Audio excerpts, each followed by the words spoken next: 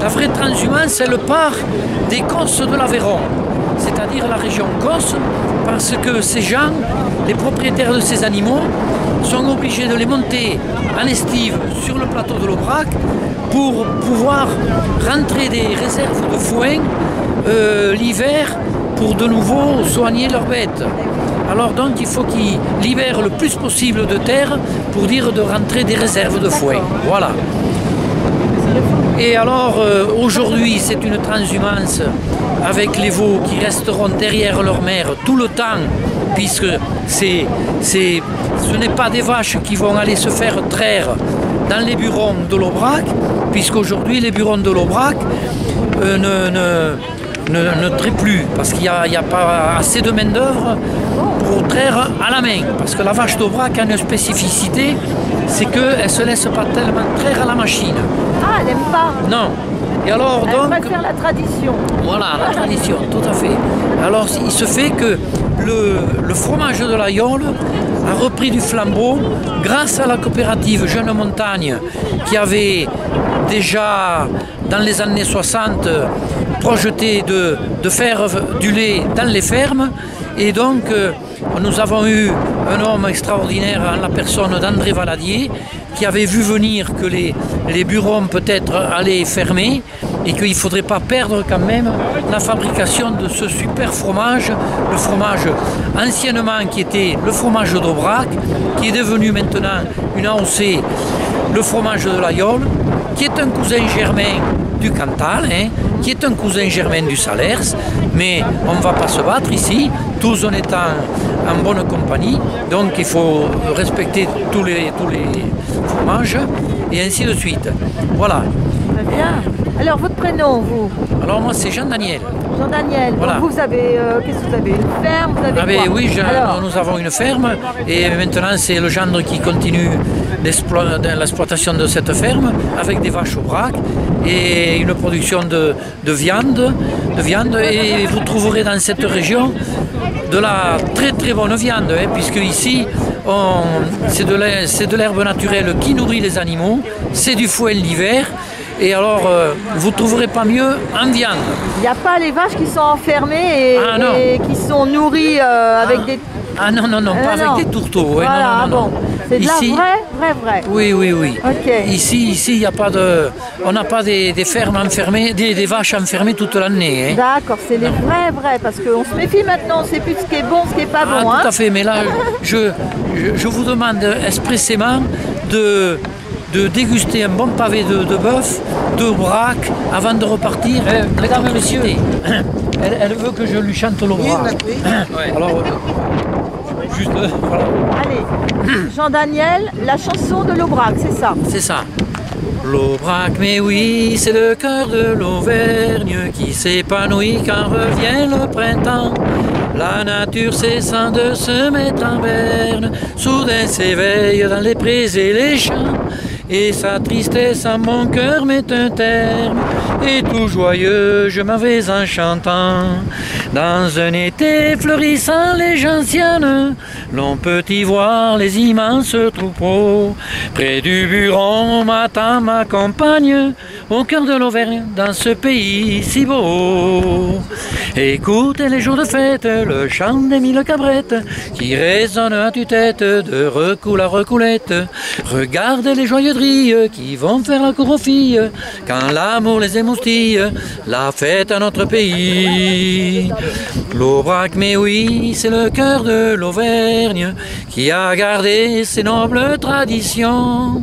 Quand la ligo et le bon jambon d'Auvergne sont sur la table de nos vieilles maisons, dans les camps où bien des odeurs enferment un doux parfum qui traverse les buissons. Puis vient l'hiver et le temps d'éveiller, alors la neige étend son manteau blanc. Dehors l'Aubrac s'endorment les vallées, au cœur de l'Auvergne attendront le printemps. Merci beaucoup. merci Jean-Daniel, merci beaucoup. Et vous, messieurs, dames, vous venez d'où alors? Un petit peu partout, région parisienne. Oui, où ça alors, dans la région parisienne? Dans Antony. Antony? Et vous aussi, Toulouse. par là? Toulouse? Antony aussi. Ok. Frontignan. Frontignan. Oh, on connaît Frontignan. Ok. Et Cuxac-Dode. wow. D'accord. Bah, bonne journée, hein. Merci, vous aussi. Frontignanais. C'est pas loin. Frontignanais. Daniel, vous me proposez du patois maintenant? Oui, alors je peux vous chanter la chanson du Mazuc. Alors c'est une chanson qui a été créée en 1943 par un prêtre du côté de la Terrisse, à côté de l'Aïole.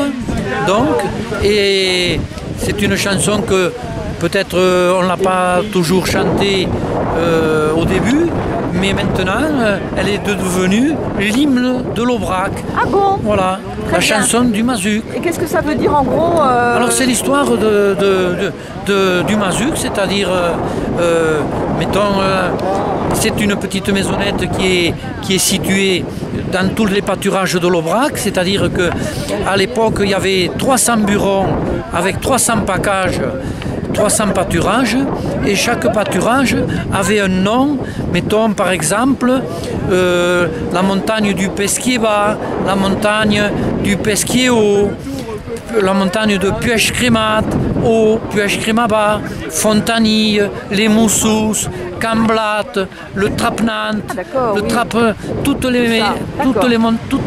les pâturages ont un nom. Ah oui, voilà. donc, et on les appelle montagne.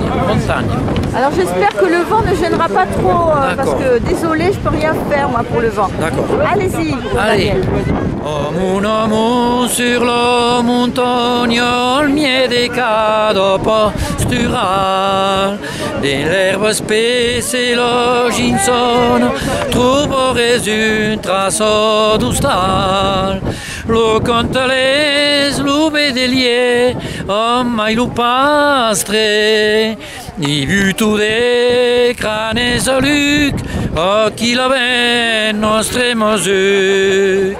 Quand introres dans la cuisine, i veires comme un mobilier. Autour d'une table pau fine, l'oi bodignos et los culiers.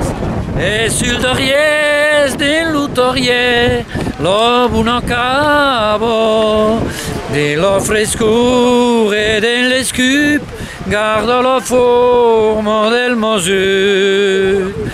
E tutto mon giulado, al ras del fepe i bedelos, ca d'un plegat ensoflosado, plus o me barro los ulios. Quand en la nuit buffon gisclet, la cantaueso, d'orel au parguer escondut, senduer lo tropel del Mazuc. Merci beaucoup Jean-Daniel. Voilà. Bonjour monsieur. Votre petit garçon va dans une école occitane? Oui, tant qu'à l'Andrette, oui. Oui, où ça? À Narbonne. À Narbonne. Parce que j'ai entendu qu'il disait qu'il avait compris un peu la chanson que vient de chanter Jean-Daniel. Qu'est-ce que tu as compris de cette chanson? Oui, dis-moi. Oustal, ça veut dire maison. Oui. Après, il y avait quoi aussi? Alors je vais te la rechanter. Je te la rechante. Dit que tous les buronniers d'un Mazuc à un autre communiquaient, tu vois. Oui. C'est-à-dire que quand il n'y avait pas le téléphone portable, bien sûr, et alors quand ils voulaient se dire quelque chose et que le vent le portait, il faisait ça. Allez.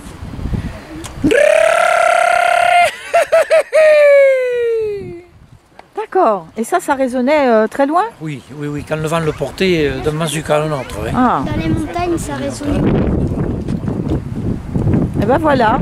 On va essayer de faire le cri de quoi déjà? De L'Oluc. Laluc. L'Oluc. L'Oluc. L'Oluc. L'Oluc. L apostrophe O L-E-U-C. On en a appris des choses, hein, Jean-Daniel. Mais Jean-Daniel. c'est-à-dire qu'il y a certainement encore pas mal à dire. Jean-Daniel, juste, vous surveillez plus trop les voitures là depuis qu'on est là, j'ai l'impression. Non, Hein? non.